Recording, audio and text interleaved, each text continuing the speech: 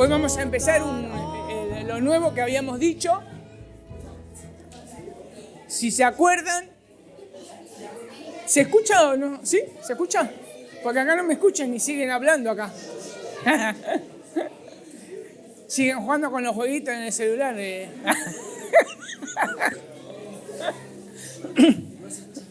¿Se escucha medio bajo? Bueno, vamos a empezar entonces el nuevo curso, o no sé cómo llamarlo. Va a ser el panorama de la redención. No sé si se acuerdan, habíamos vendido 2 libritos. Se podían comprar los 2 libros o uno de ellos, que era el verde, el gran panorama divino. Yo no sé si estuvieron leyendo los libros. ¿Estuvieron leyendo los libros? En sí, me habían preguntado varias veces qué libro leer primero de estos 2. Ah, sí, están repartiendo ahí. Emanuel está. El libro que podrían leer primero, acá le falta,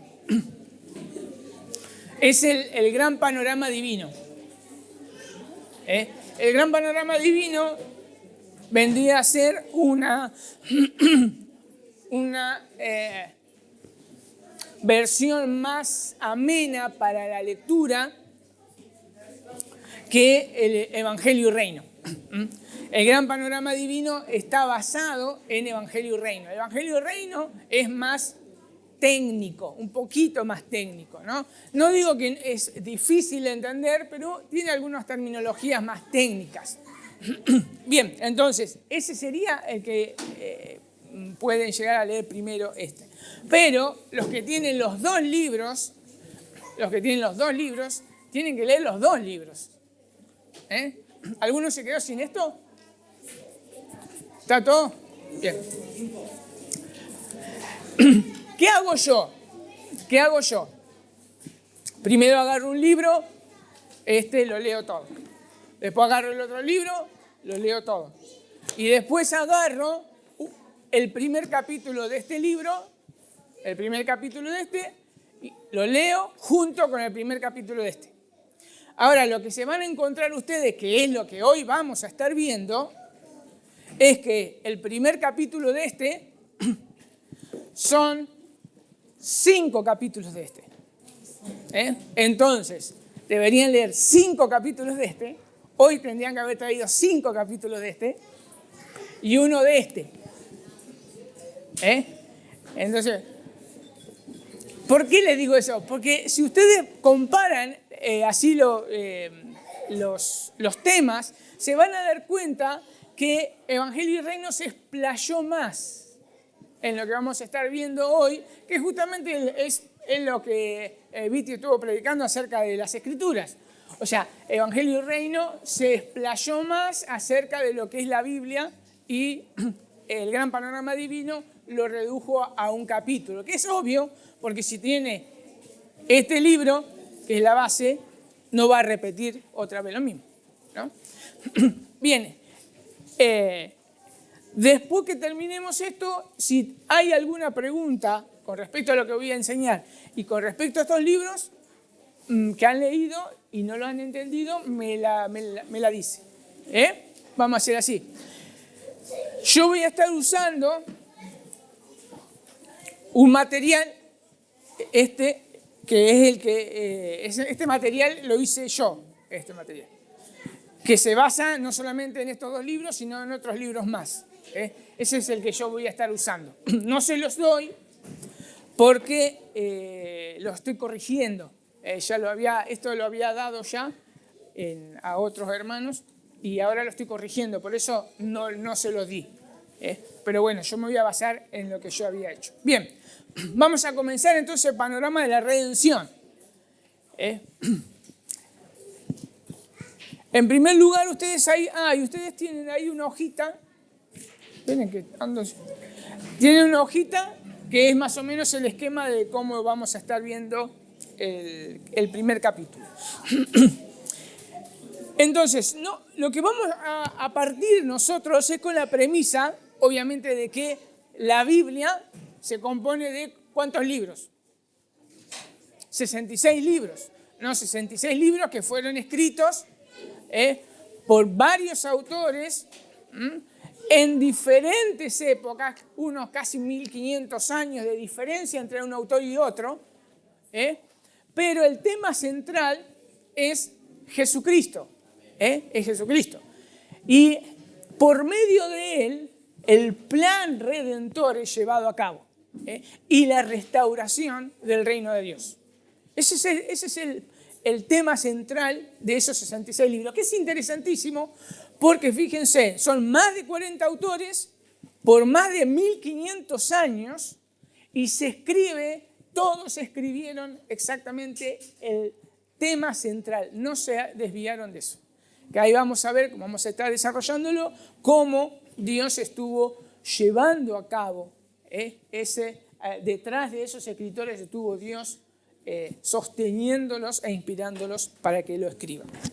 Bien, ¿cómo se va a dividir? Como tienen ahí ustedes, 5 puntos, no los 5 puntos del calvinismo, sino Dios se comunica con nosotros, podemos confiar en la Biblia, cómo está conformada la Biblia, qué es la teología bíblica y el tema central de la Biblia. Si ustedes ven estos puntos, ustedes se van a dar cuenta que son lo que los mismos estos libritos nos lo dicen. Entonces, no voy a decir nada nuevo. Bien, entonces, Dios se comunica con nosotros. En teología hay 2 maneras de poder estar viendo cómo Dios se revela a la humanidad. En teología se llama la revelación general y la revelación especial. ¿La han escuchado? La revelación general es cómo Dios se revela como creador. Ahí ustedes tienen los pasajes. Sí, tienen los pasajes para poder ver. No vamos a estar viendo los pasajes porque si no se nos va a ir mucho. Quizá vamos a tocar algunos. Pero entonces en la revelación general es cómo Dios se revela, cómo Dios se da a conocer como un Dios creador. Un Dios que existe, que creó todo el universo. Así es como se presenta en teología. Y la revelación especial, Dios se revela, se muestra a la humanidad como un Dios redentor. Por medio de la revelación general, todo lo que está creado, ¿qué es lo que nos está indicando? Que existe un Dios, como dice Romanos, no tienen excusa. No tienen excusa, la gente no tiene excusa. Cuando ve el universo, cuando ve una planta, esa es la revelación general. Dios se reveló a través de la creación que Él existe. Entonces hay un Dios. Pero por la revelación especial, que es a través que uno de los vehículos de la revelación especial es las Escrituras. Es ahí donde Dios se revela al hombre como un Dios redentor. Solamente a través de la Biblia puede entender el hombre que es pecador, que necesita de Dios, que necesita ser reconciliado con Dios. No por medio de la creación, eso no lo puede ver. Solamente la creación lo que nos está indicando es, existe un Dios, pero por medio de las Escrituras, ese Dios que se reveló en la creación, ese Dios también es un Dios redentor. ¿Se entiende? Esas 2 diferencias.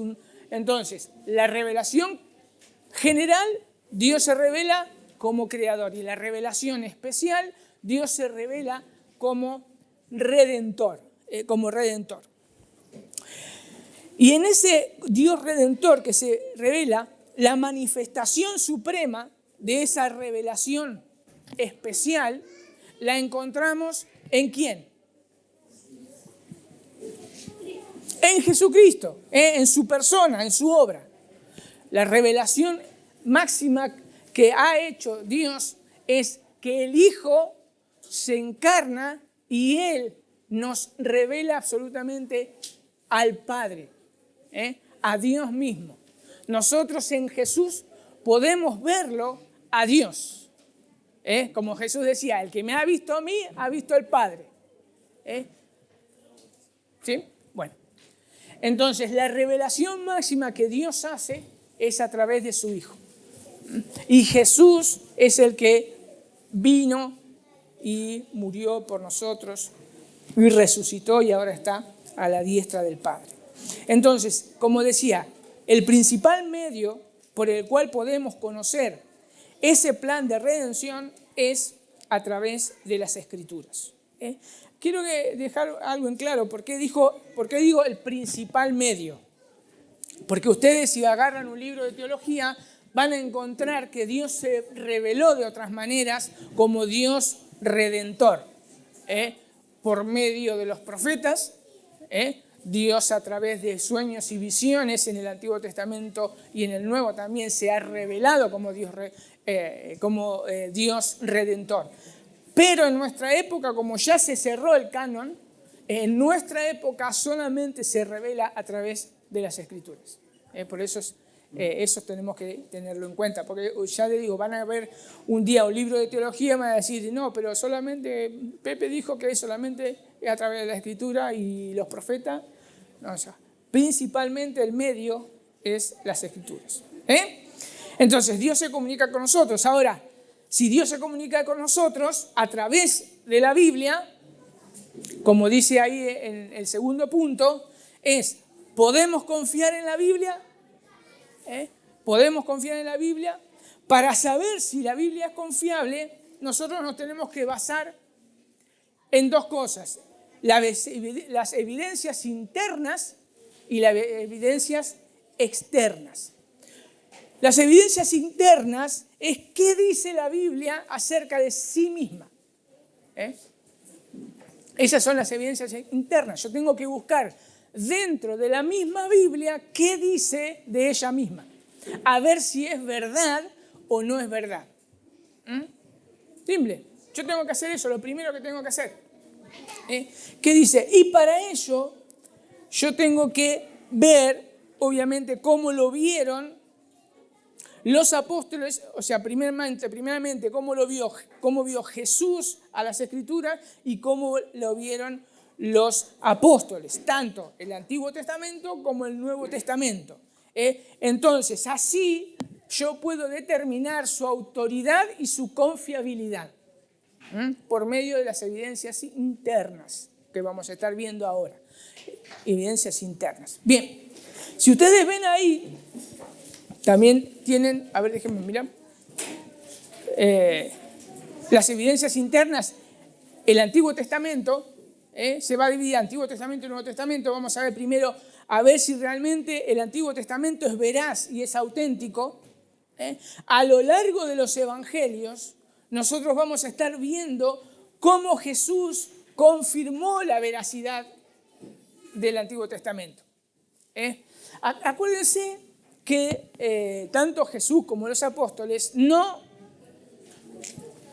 hablaban acerca del Antiguo Testamento, sino hablaban de las Escrituras, porque no tenían separado Antiguo Testamento y Nuevo Testamento como lo tenemos nosotros, sino Jesús hablaba de las Escrituras, todos, o sea, y los discípulos también, las Escrituras, que ahora lo vamos a ver.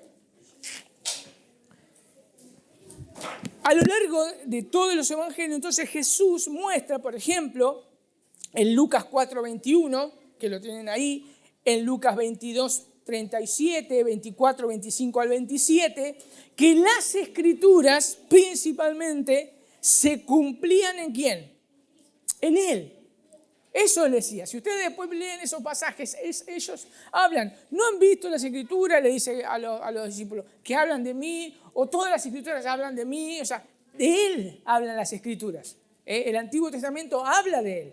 Y si yo solamente dejo acá, es suficiente para decir que el Antiguo Testamento es veraz, porque Jesús habla acerca de todo el Antiguo Testamento, que hablan acerca de Él, que iba a venir, de su obra, de lo que iba a ser, quién era.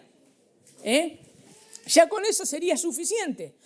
Pero no solamente eso, que Jesús hablaba que se cumplía en Él, sino que también aseguró que todavía todas las cosas que no habían sucedido y que todavía no han sucedido, van a suceder. Ahí en Mateo 5, 17, 18. ¿Quién lo lee? A ver, vamos a leer.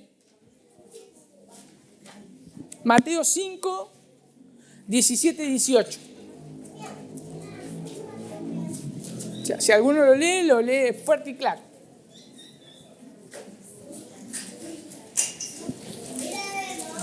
Mateo 5. Del 17 al 18. No penséis que he venido para abrogar la ley o los profetas, no he venido para abrogar, sino para cumplir. Porque de cierto os digo que hasta que pasen el cielo y la tierra, ni una jota ni una tilde pasará de la ley hasta que todo se haya cumplido. ¿Se dan cuenta que primero, bueno, obviamente que él decía que no iba a venir, no vino a abrogar la ley, o sea, a quebrantarla, sino a cumplirla? Que después eso es lo que vamos a estar viendo en el panorama de la redención, qué es lo que Jesús quiso decir con eso. Pero no solamente eso, sino está diciendo que va a pasar el cielo y la tierra, o sea, pero todo se va a cumplir, no va a quedar ni un punto que no se cumpla de las Escrituras. Entonces, lo que está haciendo Jesús también ahí es que nos está diciendo todo lo que falta cumplirse del Antiguo Testamento, todo eso se va a cumplir. Entonces, primero Jesús dice, todo lo que dice el Antiguo Testamento, que habla de mí, usted lo tenía que haber sabido. El Antiguo Testamento hablaba de mí. Y todo lo que falta cumplirse, se va a cumplir. Entonces, ahí Jesús está afirmando la veracidad y la autoridad del Antiguo Testamento. Del Antiguo Testamento. Y también en Juan 10, del 34 al 35, habla de que las Escrituras no pueden ser quebrantadas. No pueden. Ahí está hablando de la autoridad, que la Biblia es autoritativa, no puede ser quebrantada. Entonces Jesús nos está diciendo varias cosas, se cumplen en Él, que todo lo que falta se va a cumplir y que no puede ser quebrantada, que no puede ser quebrantada. Y sobre todas las cosas también, que es importantísimo, tenemos ahí en Mateo 4 la tentación de Jesús. La tentación de Jesús. Cómo Jesús reprende todas las tentaciones que el diablo le hacía.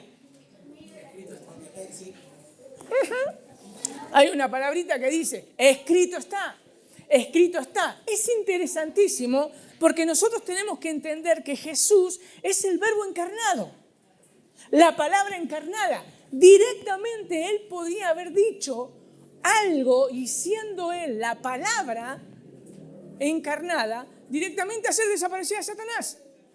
Porque Él es Dios Hijo y tranquilamente lo podía haber hecho. Pero Jesús, como hombre que tenía que obedecer la palabra, porque como hombre Él iba a ser nuestro representante, entonces Él tenía que obedecer, entonces le decía a Satanás, escrito está, escrito está. ¿Qué es lo que le está diciendo? Que lo que dice el Antiguo Testamento es lo que tenés que obedecer. Y es interesante que siempre me gusta de repetirlo, es que Satanás también en un momento usa la palabra, que una vez yo le había dicho, usa la palabra. ¿Se acuerdan? Lo lleva al pináculo ahí, le dice, tírate y los ángeles te van a cuidar, vendrán y te sostendrán. Entonces, fíjense que como nosotros o como cualquiera puede usar la palabra de Dios, la puede usar, pero la palabra de Dios no puede contradecirse con ella misma. Entonces Jesús, ¿qué le repite? Dice, no tentarás al Señor tu Dios. Entonces, ¿qué es lo que le está diciendo a Satanás? No se aplica esa palabra porque se está contradiciendo con otra. Satanás estaba tergiversando las Escrituras. Si el versículo no estaba mintiendo acerca del versículo, pero ¿qué hizo? No lo comparó con otras escrituras, entonces no se podía aplicar a que tiente a Dios. ¿Se dan cuenta? Entonces, ¿qué es lo que nos está afirmando Jesús acá? Y ya con esto ya tendríamos que cerrar, porque si el Hijo de Dios dijo y demostró que las Escrituras, el Antiguo Testamento, es veraz y autoritario y tiene autoridad, es suficiente para nosotros. ¿No es cierto? Listo. Pero vamos a seguir. Si alguien necesita más evidencia que el Antiguo Testamento es veraz, vamos a seguir. También tenemos el testimonio de los apóstoles con respecto a la autoridad de las Escrituras. ¿Qué le dice Pablo a Timoteo en su segunda carta, 3:14? Que dice que todas las Escrituras es inspirada por Dios y útil, bla, bla, bla, bla. Entonces, todas las Escrituras es inspirada por Dios. O sea que ya cuando habla de una inspiración o un soplo de parte de Dios, nos está diciendo que es verdad. Ahora, cuando nosotros leemos segunda de Timoteo, cuando habla acerca de las Escrituras, está hablando solamente del Antiguo Testamento. Obviamente que ahora, como nosotros tenemos el Nuevo Testamento, se aplica el Nuevo Testamento. Pero en ese momento, Pablo estaba hablando del Antiguo Testamento, porque el Nuevo Testamento no estaba escrito. Había algunas cartas circulando, pero no estaba cerrado el canon del Nuevo Testamento. Entonces, Pablo le habla a Timoteo con respecto al Antiguo Testamento. Toda la Escritura, todo el Antiguo Testamento es inspirado por Dios. ¿Se entiende? Que quede claro, no es que el Nuevo Testamento no es inspirado. No. Después, con las evidencias que vamos a ver, ahora sí se aplica segunda de Timoteo al Nuevo Testamento. ¿Se entiende? Pero en ese momento Pablo estaba hablando del Antiguo Testamento. Entonces, ¿qué más también? No solamente Pablo estaba hablando de la inspiración divina y de la autoridad, sino también que el resto de las epístolas, tanto también Hechos como vimos los Evangelios, todos dicen lo mismo, que las Escrituras se cumplen en Jesús. Fíjense, hay un versículo que ustedes creo que tienen, a ver, déjenme mirar. Sí, segunda de Corintios 1:20. Segunda de Corintios 1:20. ¿Quién lo lee? A ver.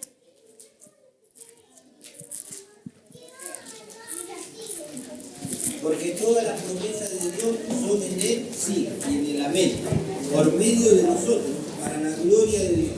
Bien, fíjense que dice que todas las promesas de Dios son en Él, sí y amén. O sea, son la razón, son lo que se escribieron. Como Jesús mismo decía, el Antiguo Testamento habla de mí. Y los apóstoles afirmaron, sí, el amén, es así. Amén significa es así. Entonces, en Jesús, las promesas en Jesús son ciertas, ciertísimas, está diciendo. Entonces, fíjense tanto como Jesús y como los apóstoles estuvieron hablando del Antiguo Testamento y dijeron, es veraz, es auténtico, es palabra de Dios. Después tenemos el Nuevo Testamento. Con el Nuevo Testamento a veces se nos complica, que es el que más resistencia se le pone. Porque nosotros en el Antiguo Testamento tenemos las palabras de Jesús. Le decimos, Jesús dijo específicamente que es palabra de Dios. En el Nuevo Testamento, con respecto al Nuevo Testamento, no tenemos explícitamente las palabras de Jesús que el Nuevo Testamento es palabra de Dios. ¿Por qué? No tenemos eso. ¿Por qué no tenemos la veracidad de Jesús? O sea, que Jesús mismo dijo que el Nuevo Testamento es palabra de Dios. ¿O es cierto? Porque Él mismo la palabra. No, está bien, pero no es él, por eso. Exacto, o sea, porque Jesús había muerto después. No, Jesús, como Jesús hombre, Él no estuvo cuando se escribió el Nuevo Testamento. ¿Se dan cuenta? Entonces, por eso tiene más ataque el Nuevo Testamento. ¿Se dan cuenta de lo que les digo? Entonces, pero algo Jesús tenía que haber dicho. Y lo dijo. Fíjense, cuando nosotros vemos Juan 14, 26, vemos que Jesús hace una promesa. ¿Qué promesa le hace Jesús antes de morir? Que no los iba a dejar solos, que le iba a mandar un consolador. Este consolador es el Espíritu Santo. ¿Y qué iba a hacer el Espíritu Santo? Les iba a hacer recordar todas las cosas que Él les había dicho. Entra ahora la obra del Espíritu Santo, de Dios Espíritu.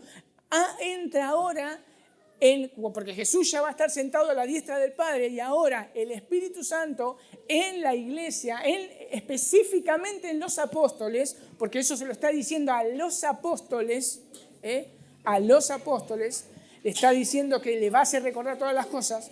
Entonces, el ministerio del Espíritu Santo es recordarle a los apóstoles todo lo que Jesús dijo, todo lo que Él, porque dice en otra parte, en Juan 16, habla de que el Espíritu de verdad los guiará a toda la verdad, y tomará de lo mío y se los va a decir. Entonces, todo lo que Jesús tenía por decir, que faltaba, porque Jesús le había dicho, porque tengo muchas cosas que deciros, pero ustedes ahora no la pueden entender, o sea, no la pueden sostener.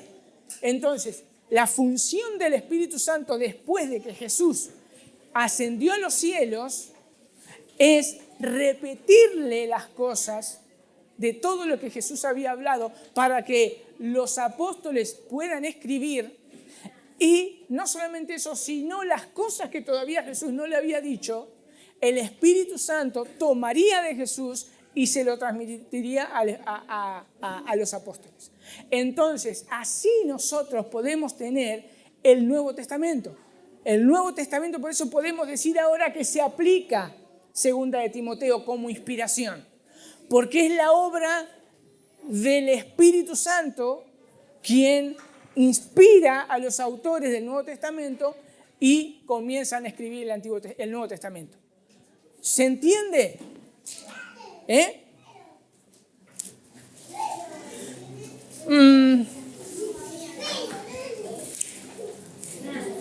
Ustedes igual tienen ahí varios versículos más, que después lo pueden estar leyendo.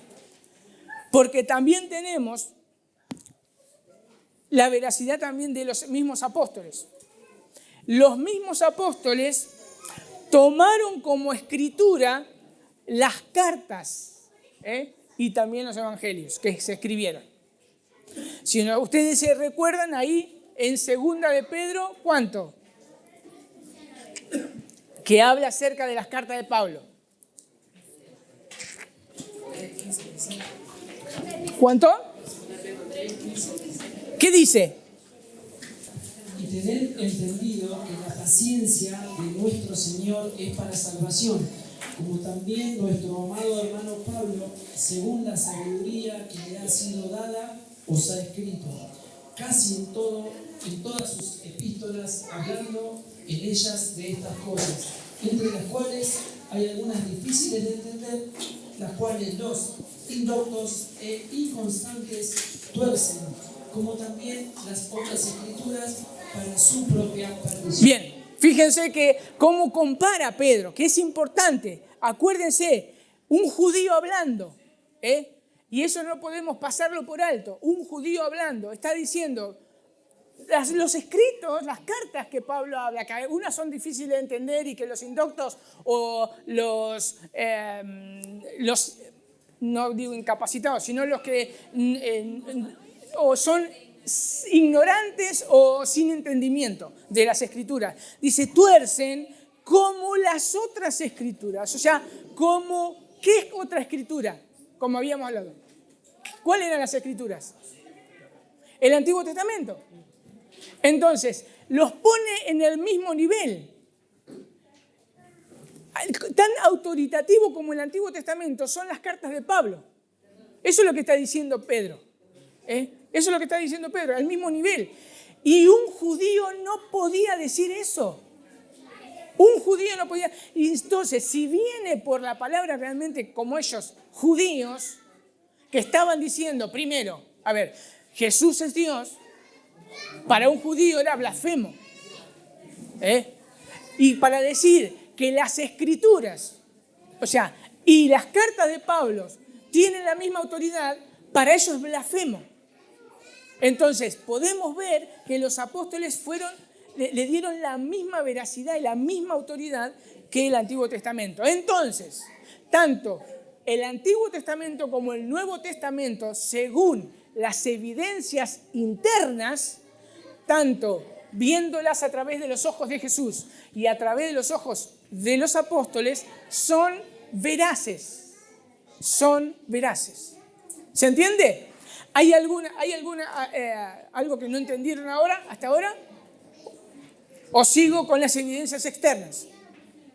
¿Sigo con las evidencias externas? ¿Algún pasaje o algo que quieran poner? Sigo. Las evidencias externas que nosotros tenemos, a ver si realmente es confiable la Biblia o no es confiable la Biblia. Bien, las evidencias externas que nosotros tenemos es la arqueología bíblica. La arqueología bíblica. La arqueología bíblica lo que hace es eso, es descubrir cosas del pasado. Los descubrimientos más grandes que hubieron fue, por ejemplo, los rollos que encontraron en las cuevas del Qumran, ahí en 1940 y pico, 50 y pico, ¿cuándo fue? Esperen que ya les digo, 1947. En las cuevas del Qumran se encontraron 900 escritos, más de 900 escritos antiguos que datan desde el año 250 a.C. y el año, si no me equivoco, 66 después de Cristo. Fíjense qué antiguos eran. En uno de esas vasijas que se encontraron fue todo el libro de Isaías, completito, todo el libro. O sea que el libro de Isaías que se encontró data del año 250, o sea que tenemos hoy un manuscrito antiguo de 2.230 años, más o menos. Tenemos un manuscrito antiguo de más de 2.300 años, no, 2.230 años, del libro de Isaías. Y lo que hace la arqueología bíblica también, que por ejemplo, que fue en el año 1904, 1909, que descubrieron que el imperio hitita existía. Antes que eso, solamente la Biblia tenía referencia del imperio hitita. Y es importante, porque yo le digo, ¿y qué me importa a mí que en el 905, 909 se diga eso? Porque a finales de 1800, principio de 1900, comienza una batalla en contra de las Escrituras, diciendo, la Biblia es mentira, porque tiene errores. No existe el imperio hitita, por ejemplo. Y se agarraban como eso, como caballito de batalla. Y en el 1904, este hombre descubre que el imperio hitita existe.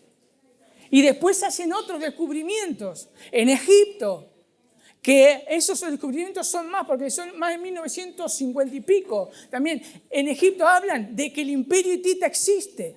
Entonces, vemos que la Biblia es verdad.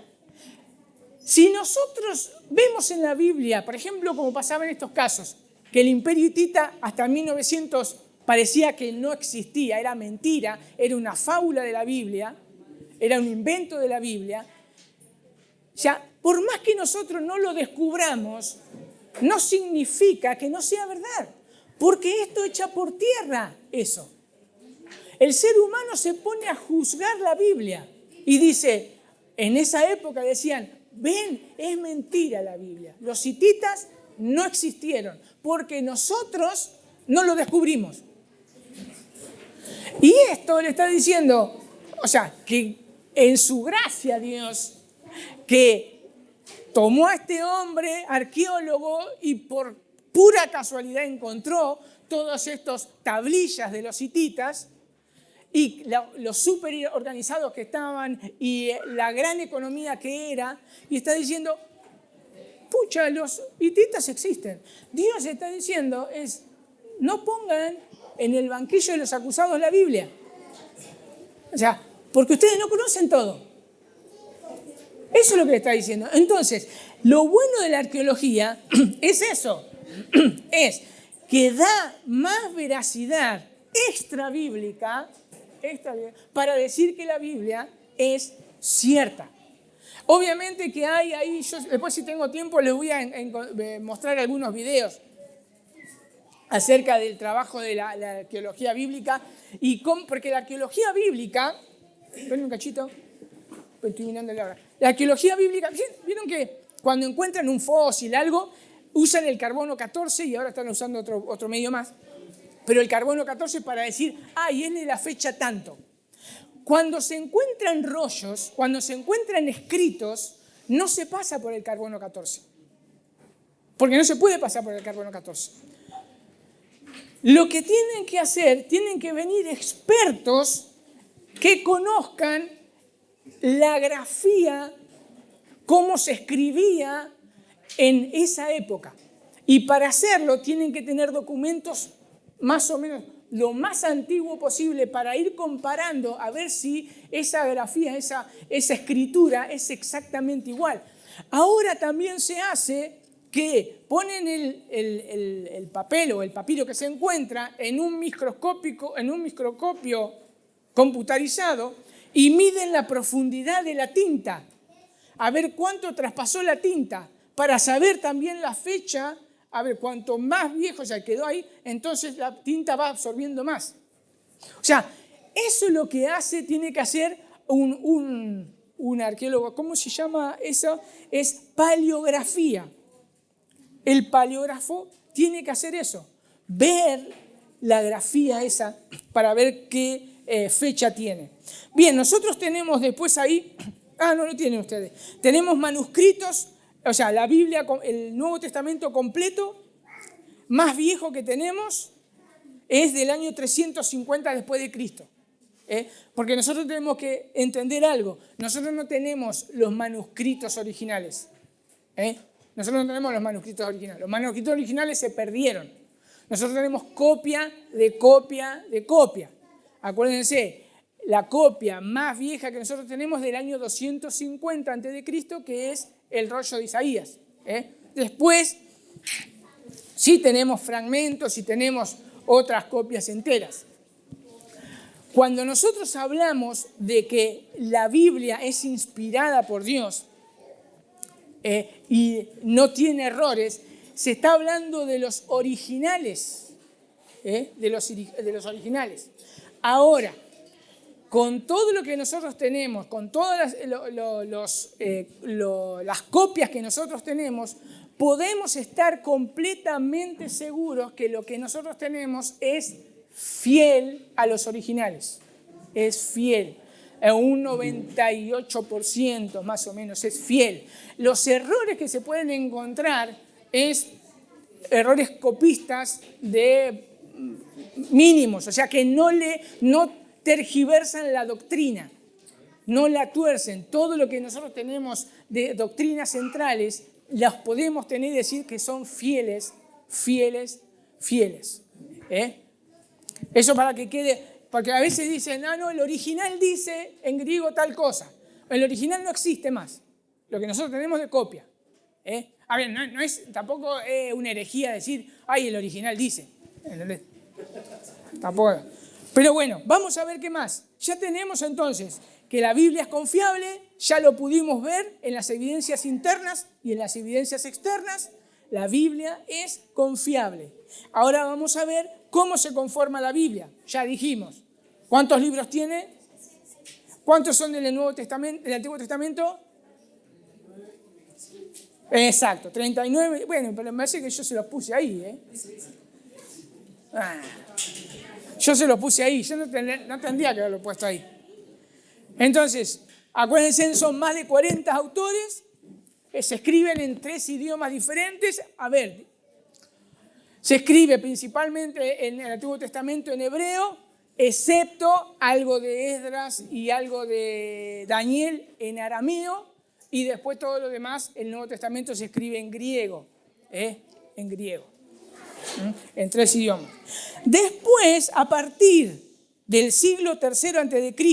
hasta el siglo I, debido obviamente a la expansión de Alejandro Magno, que arrasa con todo el imperio persa, todos los imperios, hasta casi llegando a la India, Alejandro Magno, él comienza, bueno, él muere y después los 5 capitanes de él siguen esa expansión y es donde ellos se dividen, no de buenas ganas, sino se pelean entre ellos y se dividen el imperio.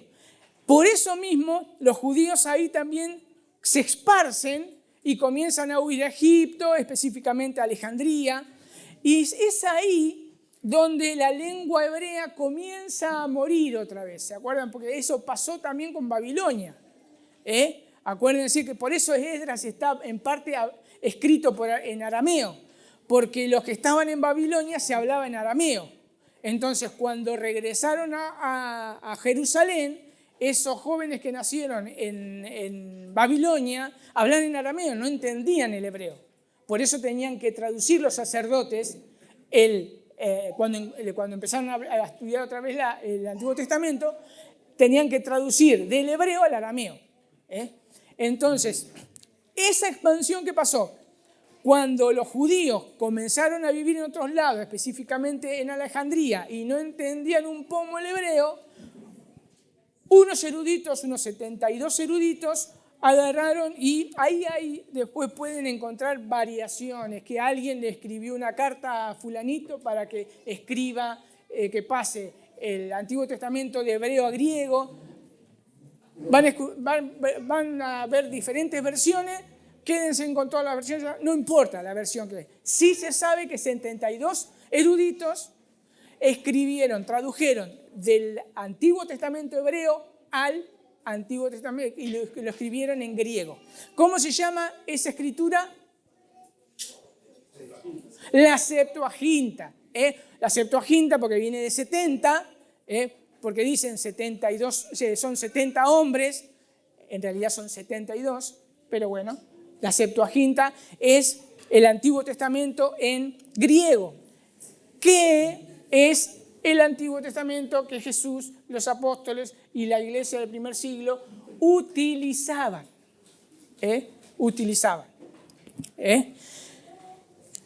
Así es, entonces, como después de la Septuaginta en griego, después, eso lo vimos en una clase, un tal Jerónimo, ¿se acuerda el que se toma la selfie? Bueno, un tal Jerónimo de Estridón traduce la Biblia del griego al latín. En la Biblia Septuaginta, el Antiguo Testamento, ahí se colocan los libros apócrifos. ¿Qué eran los libros apócrifos? Claro, los libros que no fueron aceptados, que hoy no tenemos.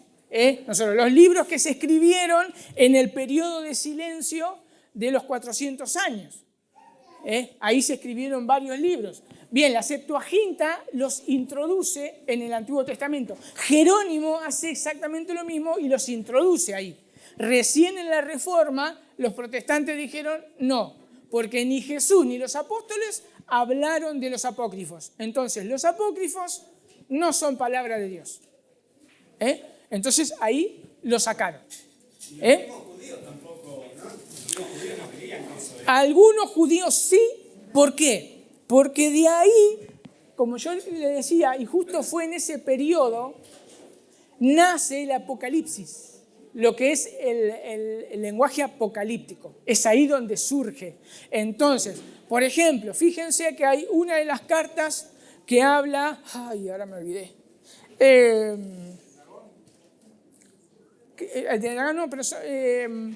Cuando habla de que Satanás estaba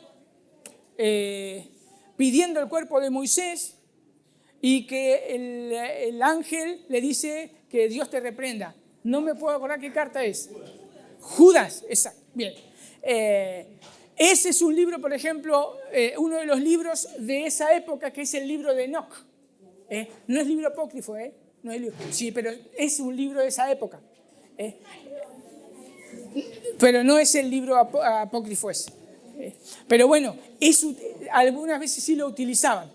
Sí, Josefo, dice, como decía Luciano, sí, Josefo, que era una parte más que todo de los fariseos, hablaban de que solamente las escrituras era hasta Malaquías. Eso sí, los fariseos ponían esa línea. Después había judíos que sí tomaban algunos apócrifos. Por eso ahí hay unas diferencias. Bien, no sé ni por dónde voy. Bueno.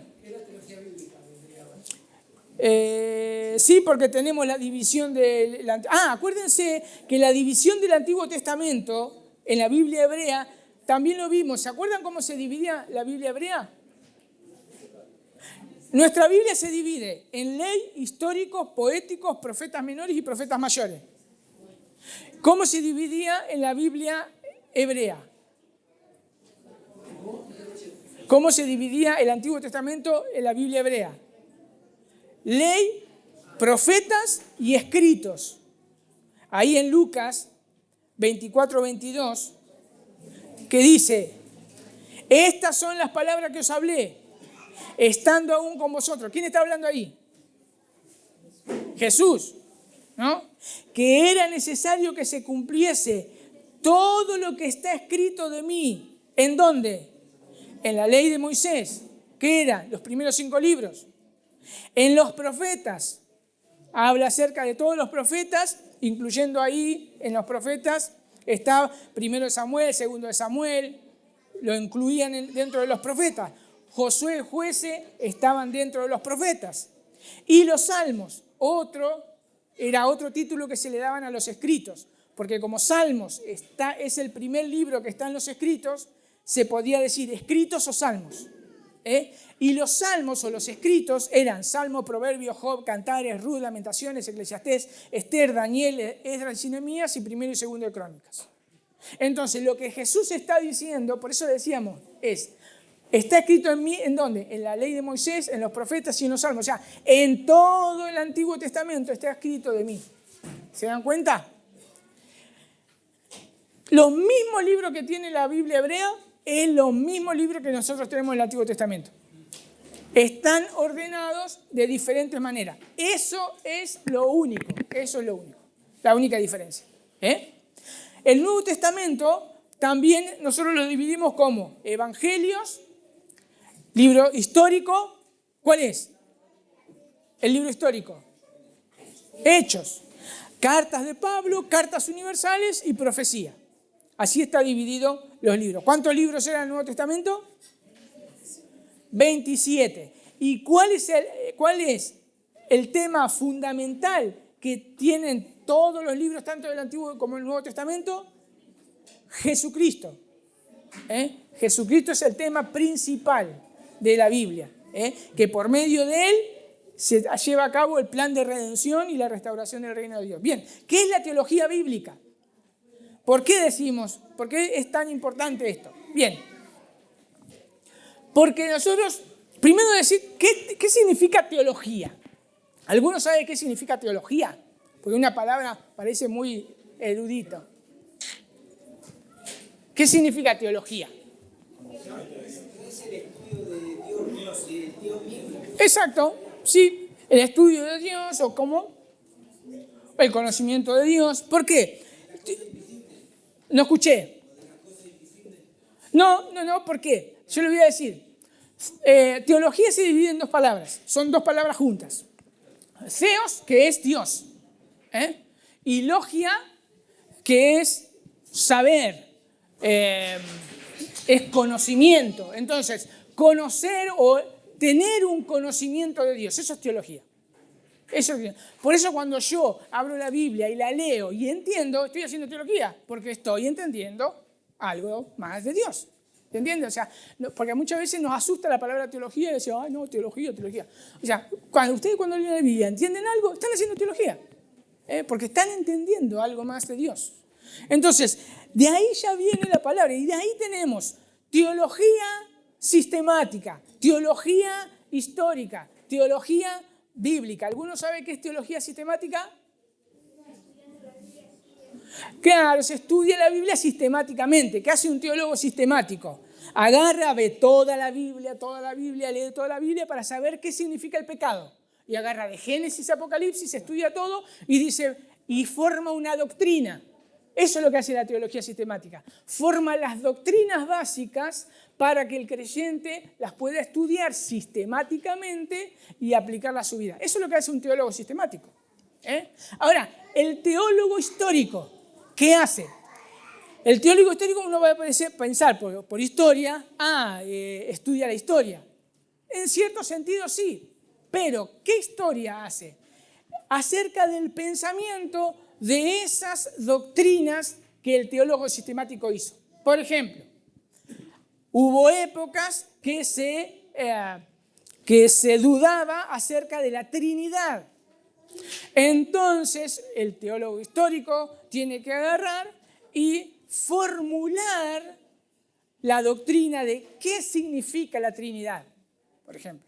Entonces, y lo que hace un desarrollo en la historia de cómo la palabra Trinidad se fue o desvirtuando o acomodando a lo largo de la historia, para decirnos, miren, esto es lo correcto. ¿Ven? Esto es lo que los teólogos sistemáticos o los teólogos en esa época dijeron que es la Trinidad, por ejemplo. Eso es lo que hace más o menos un teólogo histórico. Y la teología bíblica, que es lo que nosotros vamos a estar estudiando, el plan de redención es teología bíblica. Ahí lo tienen ustedes en el libro Evangelio y Reino, en la página 42 y 43, lo siguiente, él hace esta definición. Dice, consiste en el estudio de la revelación de Dios a medida que Él actúa en este mundo, en la historia humana. Busca entender las relaciones entre los diferentes periodos de la actividad reveladora de Dios que se registra en la Biblia y describe el proceso por medio del cual la revelación se desarrolla y se acerca a la meta, que es la revelación final de Dios, de sus propósitos en Jesucristo. ¿Qué hace el teólogo bíblico? Ve todo desde Génesis, Apocalipsis, que es lo que vamos a estar viendo nosotros en este curso, y ver cómo el plan de Dios de redención en Jesucristo se va desarrollando a lo largo de todos los libros de la historia. Nosotros vamos a estar viendo Génesis, ¿dónde se ve Jesús? Éxodo, ¿dónde se ve Jesús? Isaías, ¿dónde se ve Jesús? Y así, Malaquías, ¿dónde se ve Jesús? Vemos el cumplimiento de Jesús. Después, las cartas, cómo hablan del reino de Dios. O sea, eso es lo que hace un teólogo bíblico. Ve a lo largo de la historia ese plan de redención.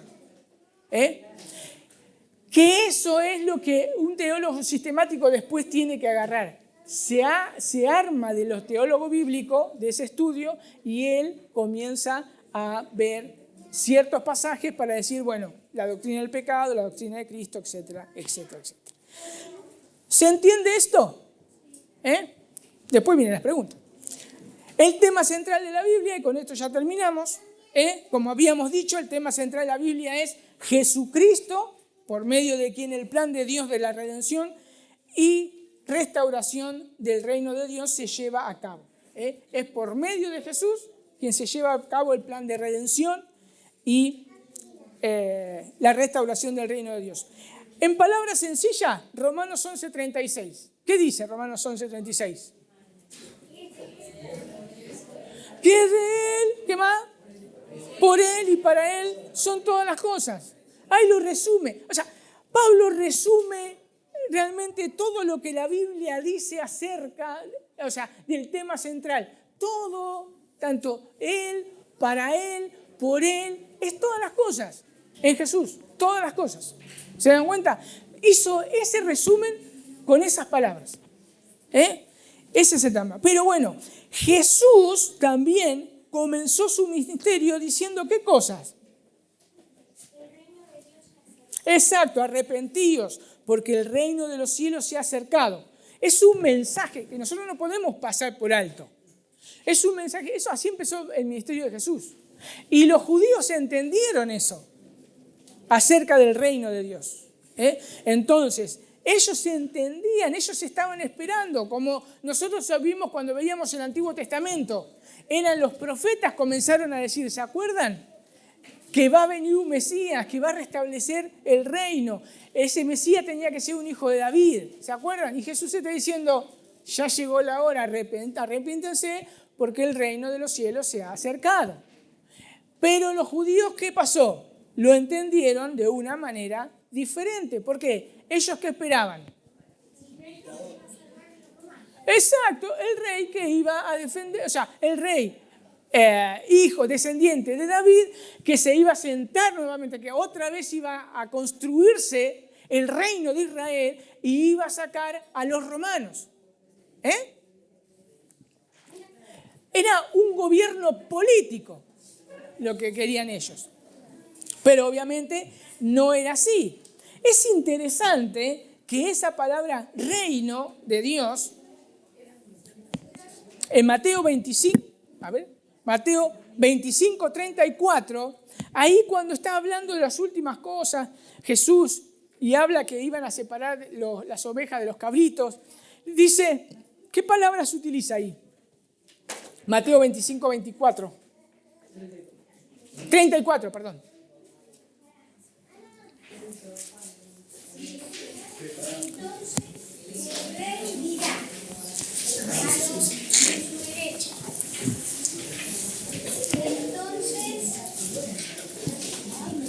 Entonces el rey dirá a los de su derecha, venid, benditos de mi Padre, heredarán el reino preparado para vosotros desde la fundación del mundo. ¿Se dan cuenta? O sea, ¿por qué entendían los judíos que había un reino que tenía que ser restaurado? Porque Jesús había dicho, o sea, vengan benditos de mi Padre, ese reino que está preparado desde la fundación del mundo. Por eso en la teología bíblica, por eso en este curso que vamos a hacer, es ver desde Génesis cómo ese reino, que se va a ver en Génesis en los primeros capítulos con Adán y Eva, ese reino perfecto se quiebra por la presencia del pecado y entonces el plan de redención y restauración del reino de Dios va a llegar a su fin cuando Jesús venga por segunda vez. Hay un reino. Pero ¿qué pasa? Como los judíos interpretaron mal, ¿por qué? ¿Cómo veían los profetas las profecías? Que eso le pasó a Juan el Bautista. ¿Cómo veían las profecías? Simultáneos, lineales.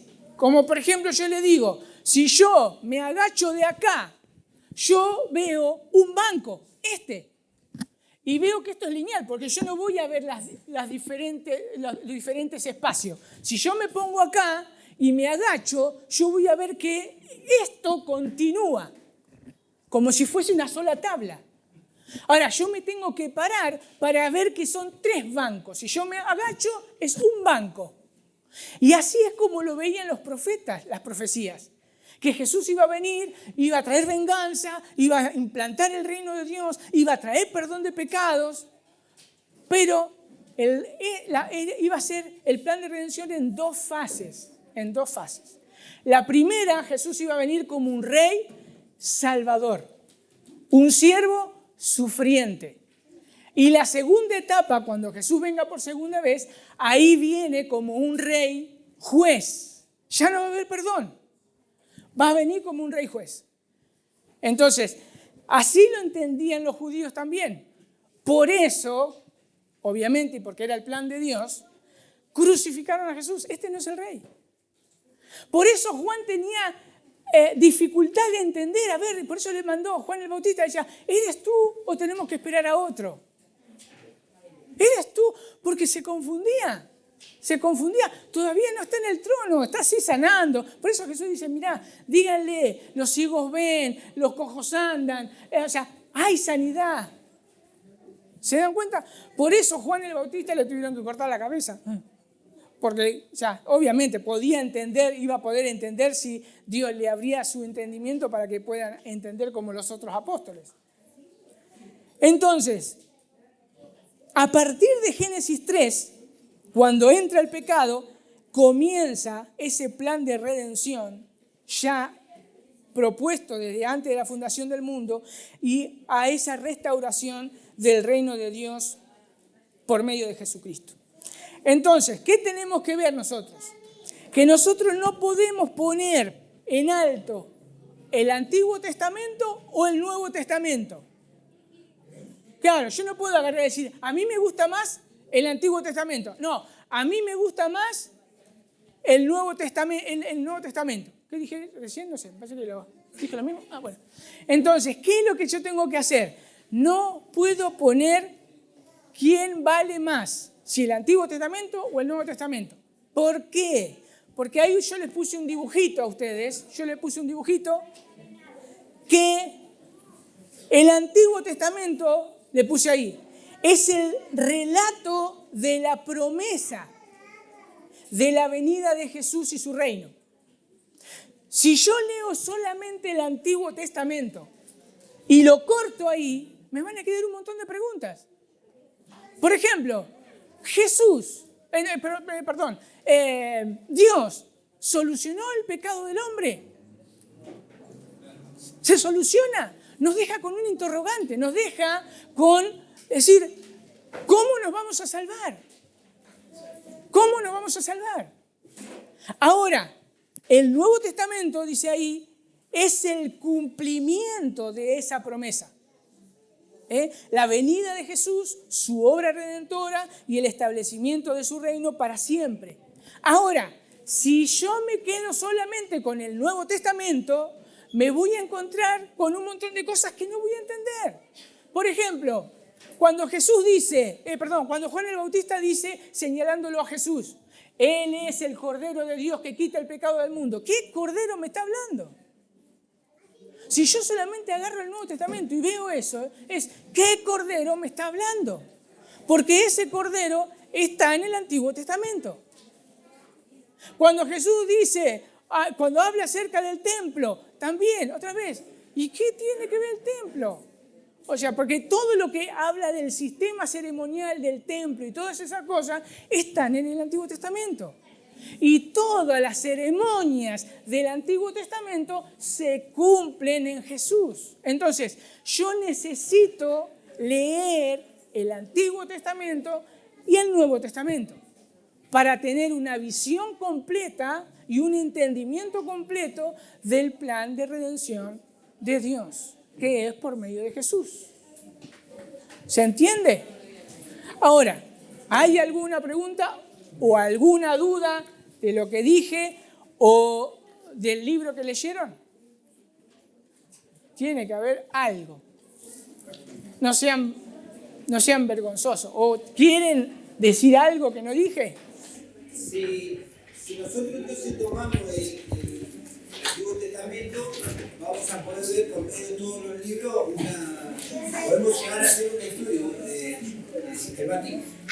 O sea, viendo las diferentes formas, podemos darnos cuenta del punto final, como decía. La primera mención, o sea, el Génesis pone su primera mención. El Génesis 3:15 habla del Señor Jesucristo, del que lleva a un hombre mortal enemigo. Exacto. Eso es lo que vamos a ver nosotros. Vamos a hacer, como decía, teología bíblica. No confundan con teología sistemática. No vamos a estar viendo toda la Biblia para desarrollar un punto doctrinal como el pecado, el Espíritu Santo. O sea, no, vamos a ver teología bíblica, decir eso. Génesis 3:15, que es lo que vamos a estar viendo en la próxima clase, me está hablando, ahí se le dice el protoevangelio, ahí está el evangelio en semilla, porque le está diciendo que va a venir un hijo, una simiente de la mujer y va a aplastar la cabeza. ¿Quién es esa simiente? Yo tengo que esperar, fíjese eso en Génesis.